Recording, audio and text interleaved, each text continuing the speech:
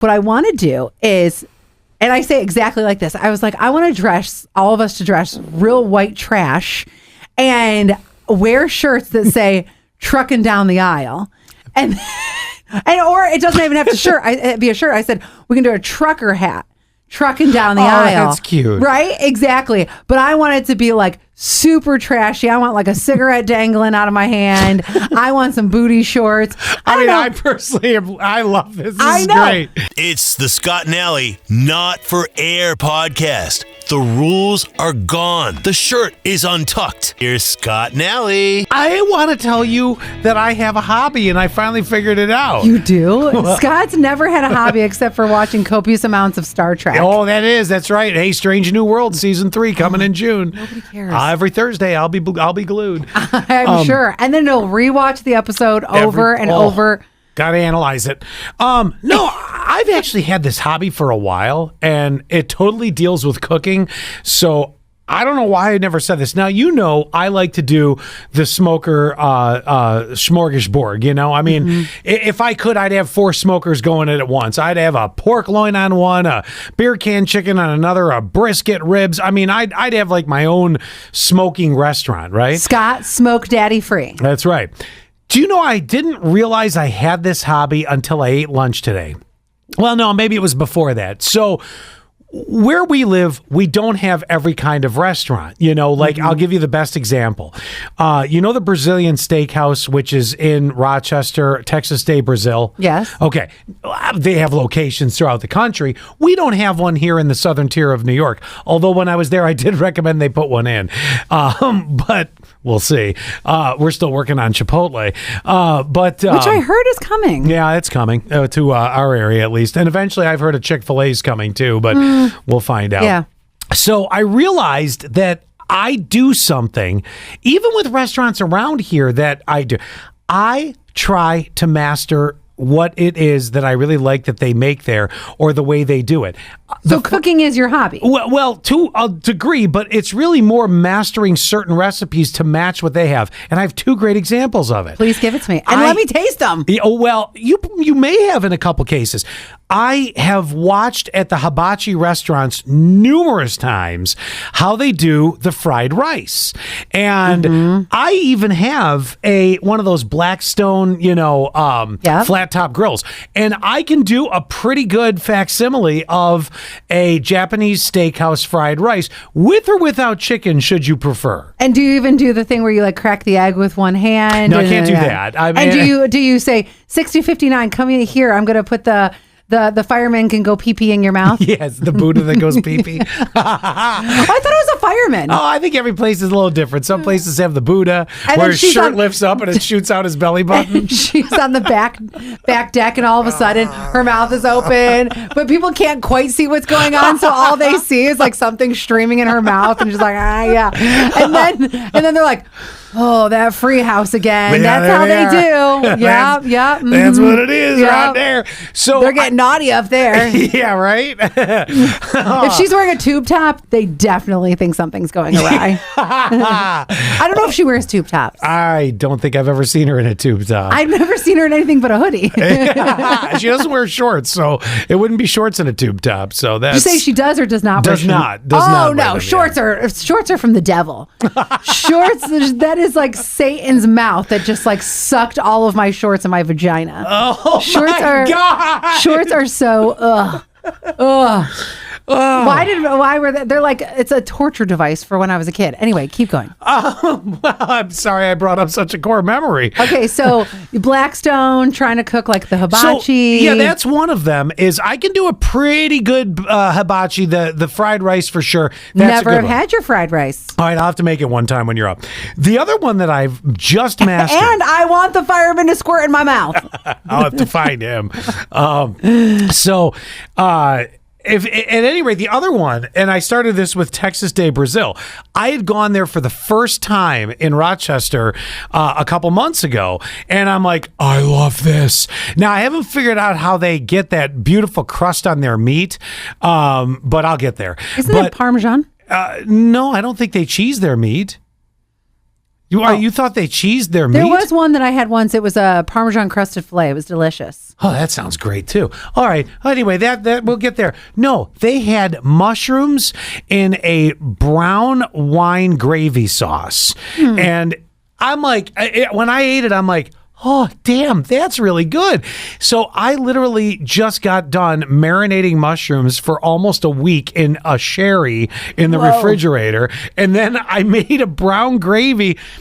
It's not exactly perfect to what theirs is, but I'm like, since I'm not going to get up there that often, until I do again, I got something that'll work to hold me over. It'd be so cool, though, if you could, and maybe you are one of those people, are they called super tasters? Oh, yeah. Where that you could taste something and go, that's got, it's got cumin in it. Sometimes I can get pretty close with that.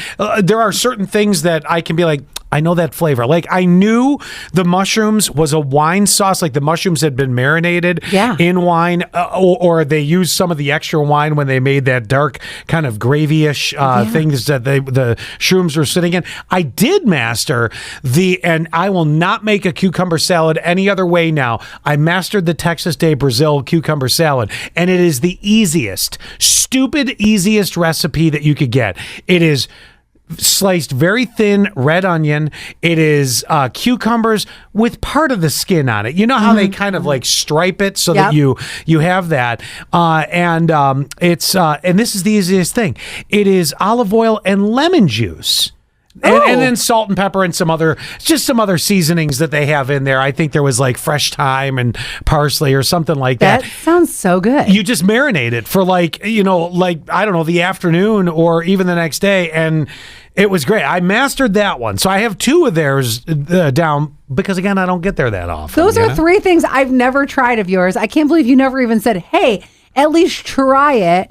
Because if it's something that I'm sure you want to eat all of it because you made it. But I would think because you're so proud of it that you'd be like, oh, give this a try. Oh, I'll make a couple for you. But it is, I think, my weird hobby. And it's not an active hobby where I'm going every Thursday to keep knitting on that quilt, till it's finally done. No, but this is really cool. It is just this one random thing I like to do. Like, I want to try to get as close as I can to what the restaurant version was. Now you're going to have to go back, taste it again just to make sure that you're like getting closer.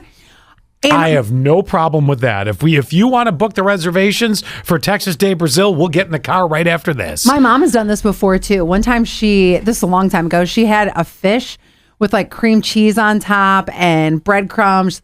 And now she makes this dish all the time. My dad loves it. I made it for Zach and he's like, oh, this is so disgusting. It is a dish that we have been eating so long in our family. I freaking love it. Yeah. He can't get over the cream cheese and the fish together. He thinks it's a weird mix. I have to see what that's like. God, it's so good. By the way, I looked on Amazon and the Wee Pee the Wee Wee Squirting Boy is only $10.72. Order it up. Yes. And then there's another one that would you prefer sake or water in it? Oh, can I get lemonade? Okay. Oh, no, that'd be sticky inside. That'd be kind of gross. That would look a lot like pee. Yeah, well, I guess they all look like pee. That's what I was thinking, though. So it would look like pee because I love lemonade. That would be a good one. You also were supposed to give us the update on Lydia's party. Oh, the people were not really RSVPing, and we were afraid if you missed this episode. This is a quick update. It was, is anyone going to show up? Or is Lydia not going to have any friends there at all? What happened? Well, I learned something, and which will affect future birthdays for certain. But to quickly get it, I did start getting a few RSVPs like the day before the birthday party. Wait last minute. But that's okay because we had a lot set up for this birthday party because the year before, you got to realize when you're in kindergarten, pre-K, your circle of friends, unless it's family or unless it's a neighbor that lives nearby that you can play with, your circle of friends is really your class. It's really who you go to school with. You're trying to find your circle. You're trying to find your friends, which really comes a little bit later. I'll come to that in a minute. The other possibility is it might be someone your mom or dad are friends with and they have a kid. But again, it's not, you don't have, as you get a little bit older, that circle obviously grows. So we had in pre-K invited her entire class. Most of the class came.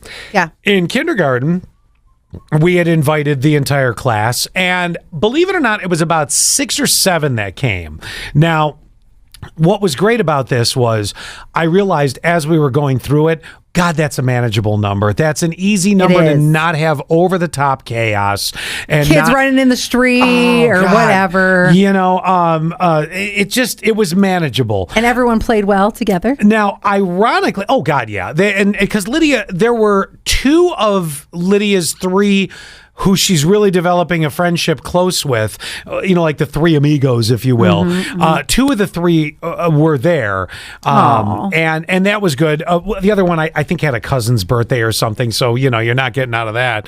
But it was interesting because this year, Lydia's teacher happens to be our neighbor as well. So we have this, it's a very weird dynamic because we're friends with her teacher outside of the school aspect of it. So all the kids that were there from the class suddenly see their kindergarten teacher because her daughter came. And it was just it was a very unique, fun thing. Either way, the amount of kids that were there, it was a success for Lydia. It was great. I did feel bad because more kids wanted to come, and they were even asking Lydia's teacher, well, can you give us a ride there? And it was like, that is an interesting request for a kid. But I mean, I would have to assume that either they felt their parents were unable to get them there, unwilling. I don't know. I don't know. But you didn't find that out until later, though, I didn't find that out till we were in the party and I was talking to Lydia's teacher, aka our friend as well. Yeah. And that's when I realized I had the discovery this year. So Lydia's gotten to the point now, it's going to be next year. It's going to be similar to Gavin. Gavin has already a core group of friends. He's in 4th grade. His birthday's in the dead of summer, so he'll be going in the 5th grade.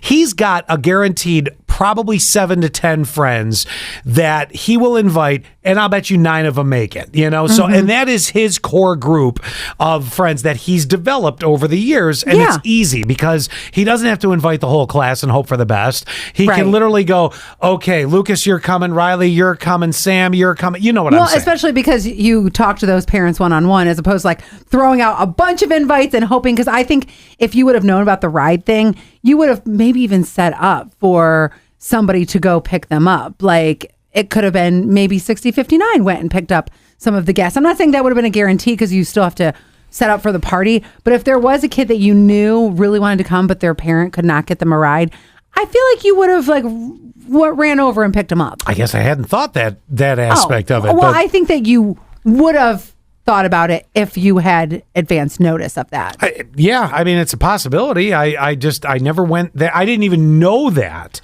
until I was talking. But anyway, like I said, it was good. So what we've moved to is next year, it is not going to be the invite the entire class and go, from there. It is going to be pick 5-6 of your friends. Yep. Either we're going to do something different, or if we're going to do it at the house again, which we had done the past couple of years, because there was a bounce house, there was face painting, and there was, all these fun, type things.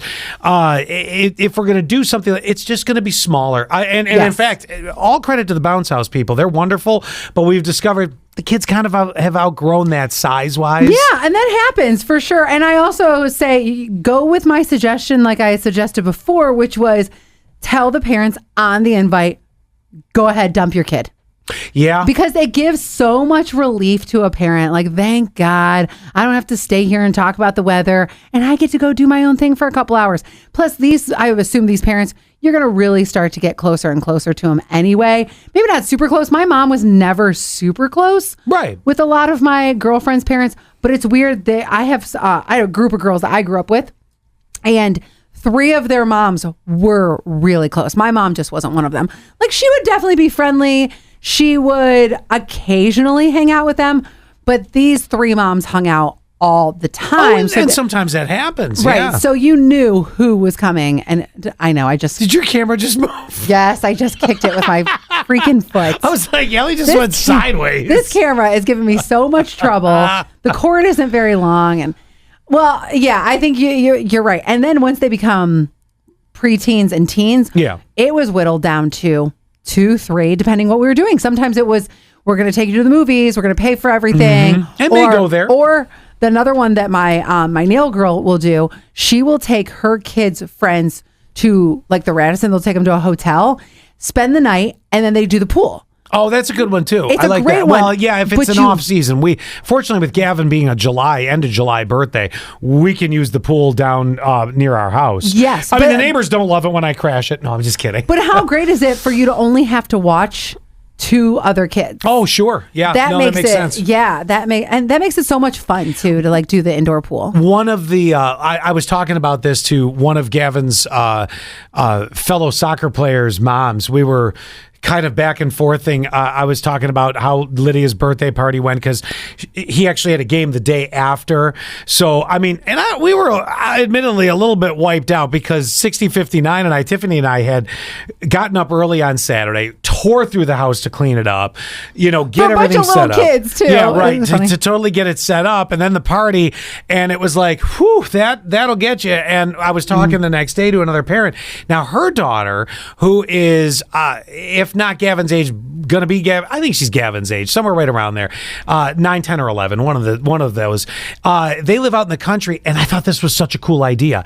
Summer birthday. It's in June, and she wants to do a camp out birthday party where fun. They're going to have literally like either tents. The kids got to bring a sleeping bag. They'll have an outdoor movie, cook s'mores. Yeah. I'm like, watch out for Bigfoot. I have no idea. Yeah. But I'm like, that is a really cool idea. But she was getting that down to like no more than 6 of her friends, which again is similar to Gavin being older. You just go with the core. Go with the ones that are there. The cost for all these kids, it's just too much.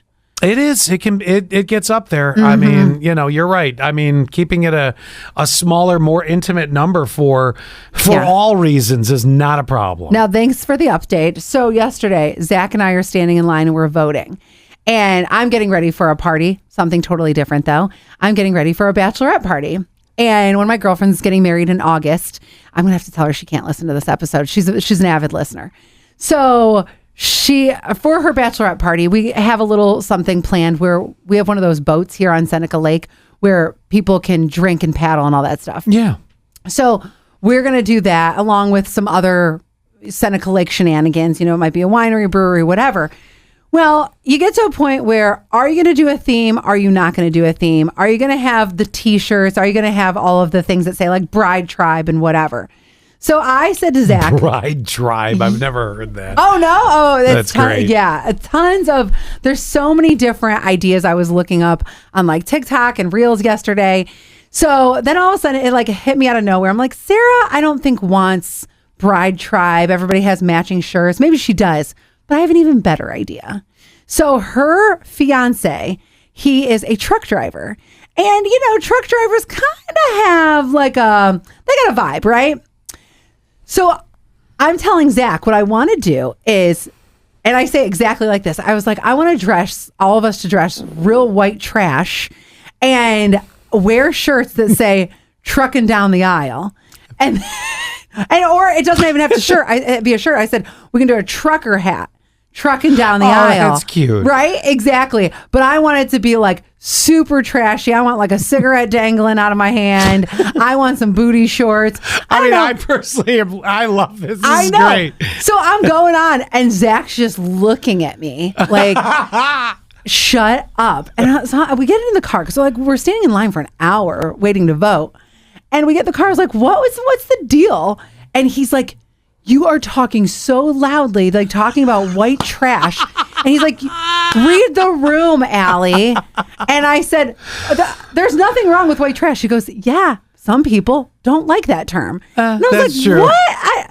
Who cares? Like, white trash can be taken so many different ways. And another thing I wanted to do was, because recently we've been talking a lot about Mountain Dew on the show.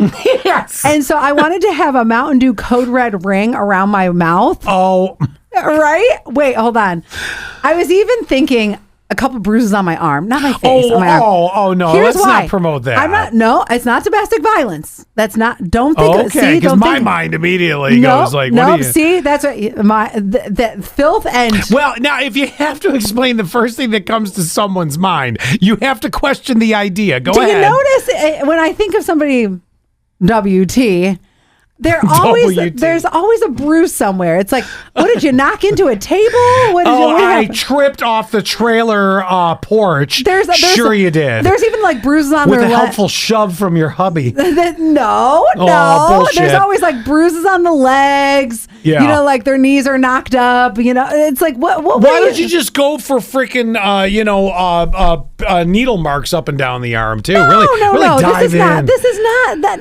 No. This is not. This is not druggy party. Oh, that's true. This is white trash. It is what it is.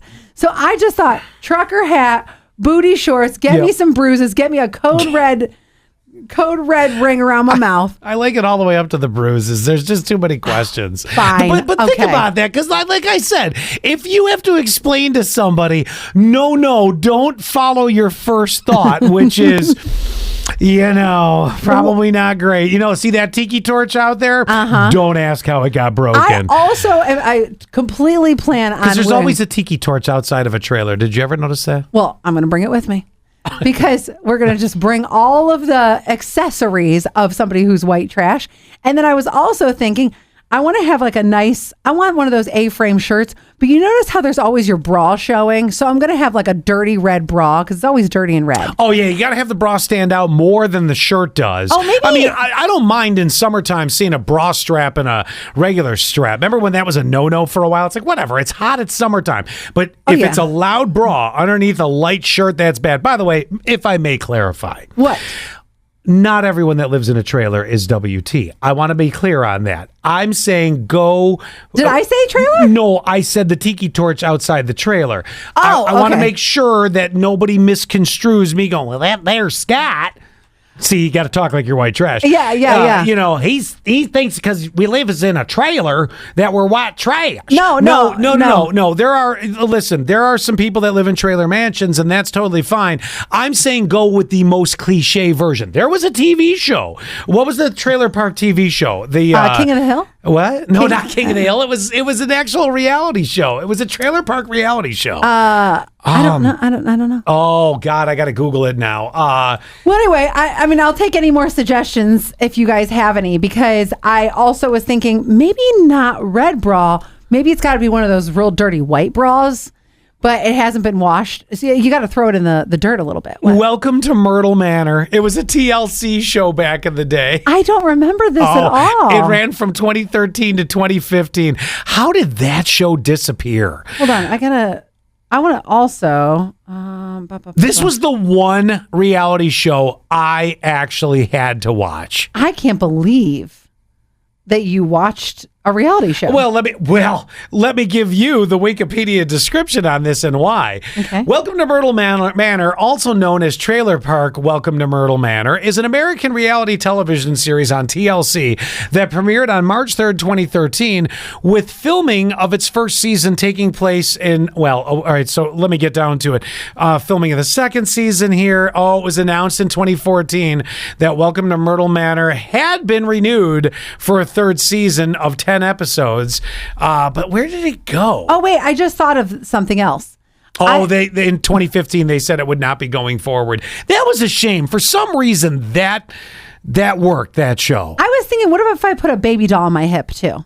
Yeah, absolutely. Okay, good. Absolutely, All right. that's a must. All right. Well then, listen. Any other ones I will take as suggestions for what we should wear for trucking down the aisle.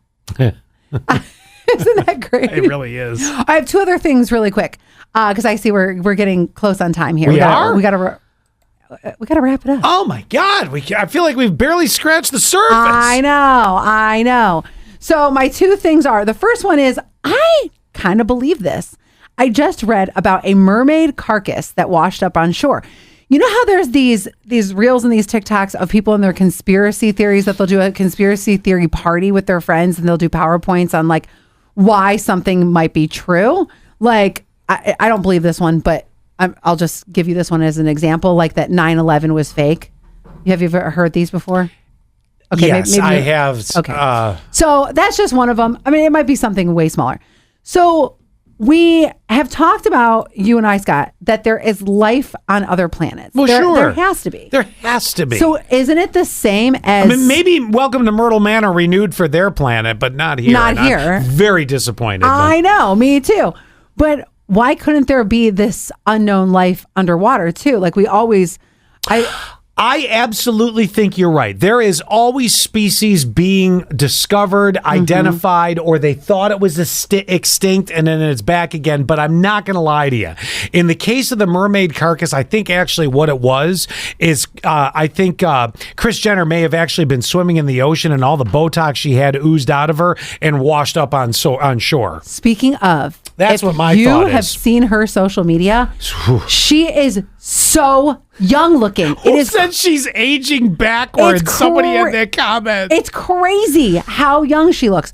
So the thing about the mermaid carcass. Yes. So it was discovered in Papua New Guinea, and they said it was a decaying carcass resembling a mermaid. Poor Ariel. That's the thing. And this is also probably why I believe it too, because I grew up with The Little Mermaid.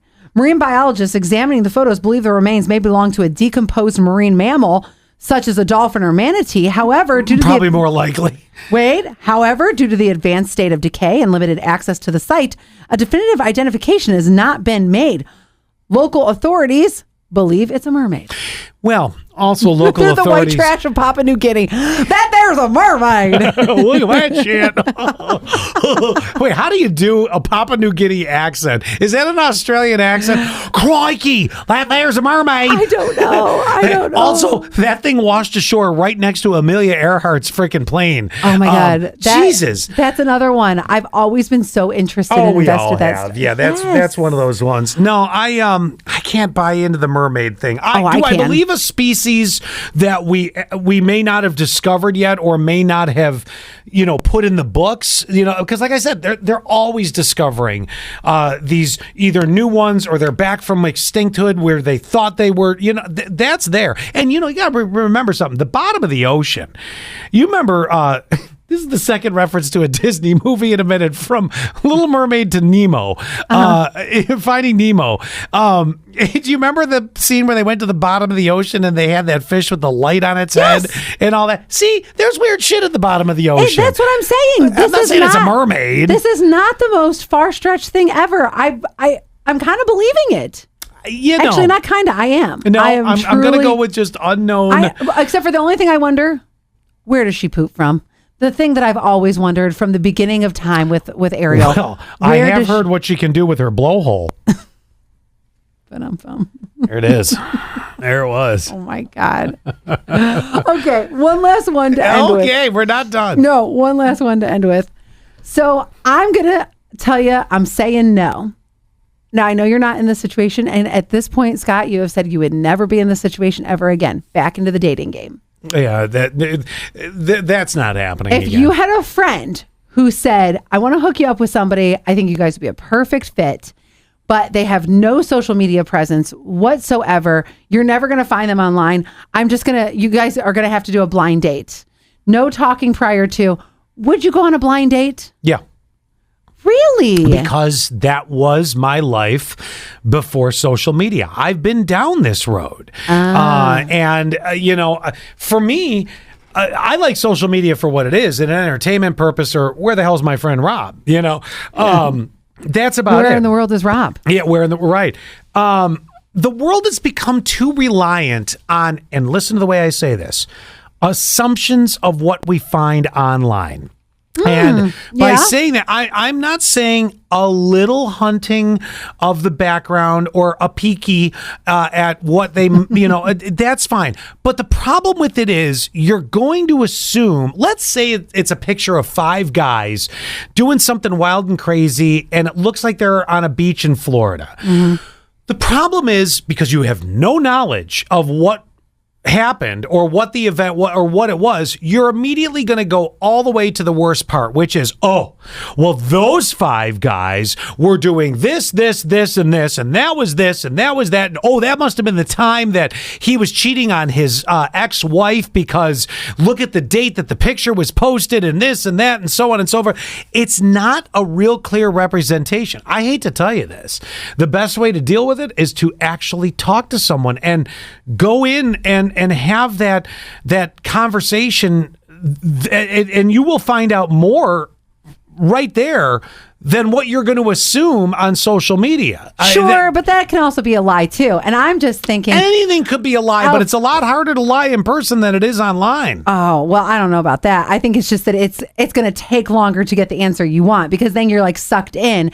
And I don't think I could do it because remember the time that I was going to go on that date and the guy ended up being the Dansville dog killer? See, I avoided that completely, which is why I'm never going on a blind date. I mean, ever. there is that. I mean, I'm also with somebody. But at the same time, if I was in that situation, no way. I've got to do like a 9-page research report. But you could still check that. You could still, if you're real concerned and your radar, your red flag radar's up. It's not up. I don't know anything. I don't know this person. How did you stumble across the fact that he was the Dansville dog killer? Well, I knew that because we were on dating apps. I'm saying if your friend but how did you find it out?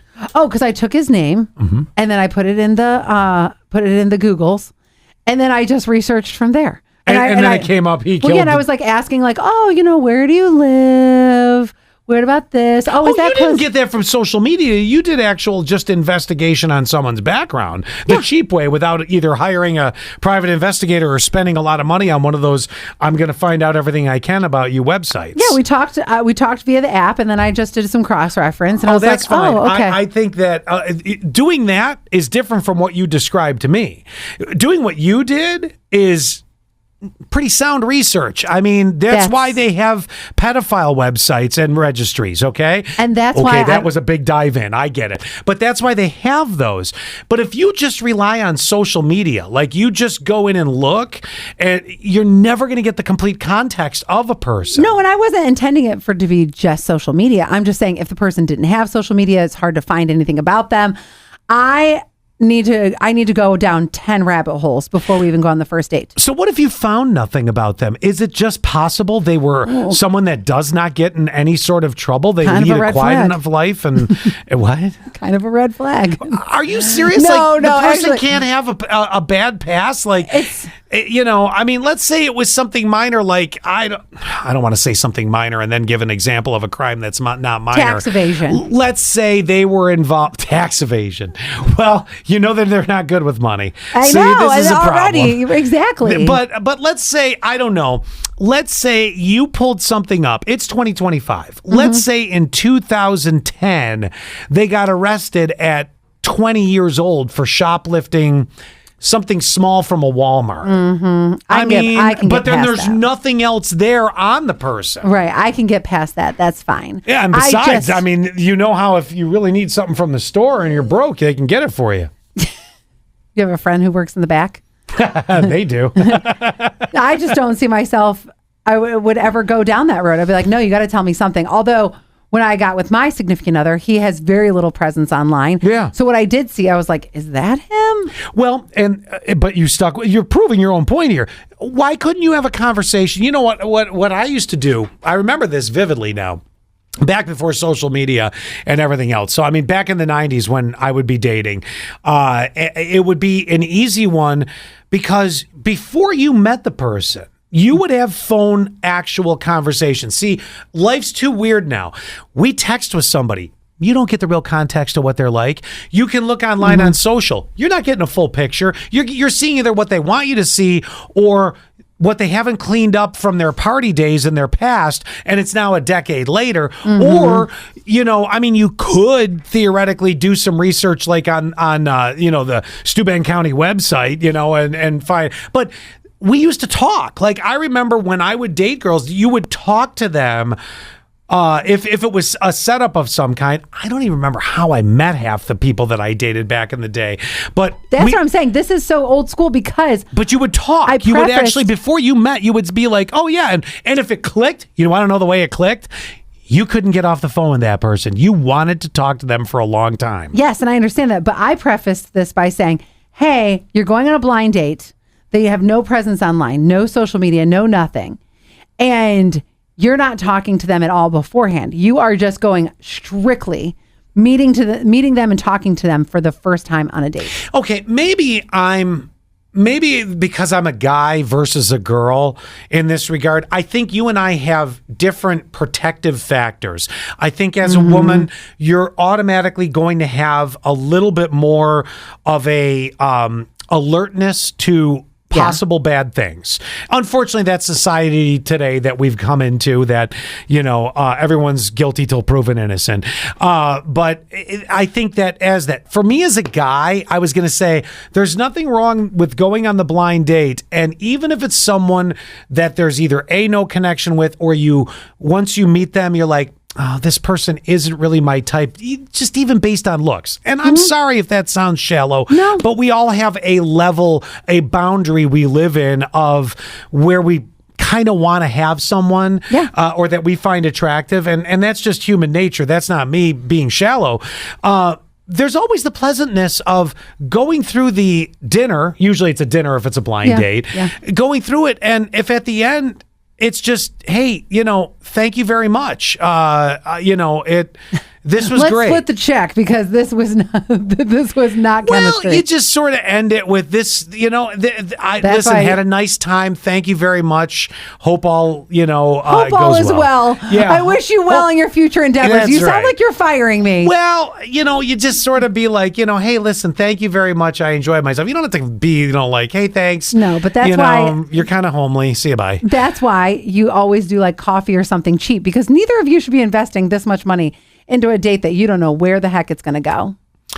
I would. Well, that's fine. Do the blind date with the coffee. That works fine too. That's great. I don't see me ever at this point on living the way we've lived.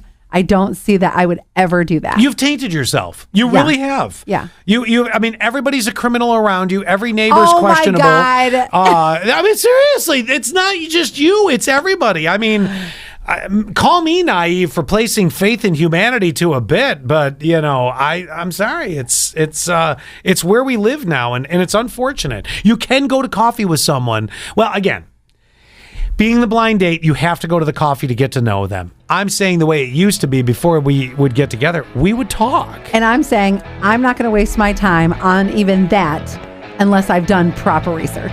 Maybe it's an age thing. You're getting up there. If you ever had to go through it again, you don't have a lot of extra time to be able to find it all out. I don't know. That's what it comes down to. Could be that. All righty. We'll see you next week. Yeah, bye. Well, that was fun. Wasn't that fun? That was fun. Do us a favor, will you? Subscribe. Share the Scott and Allie Not For Air podcast. Touch our buttons. We know you want to.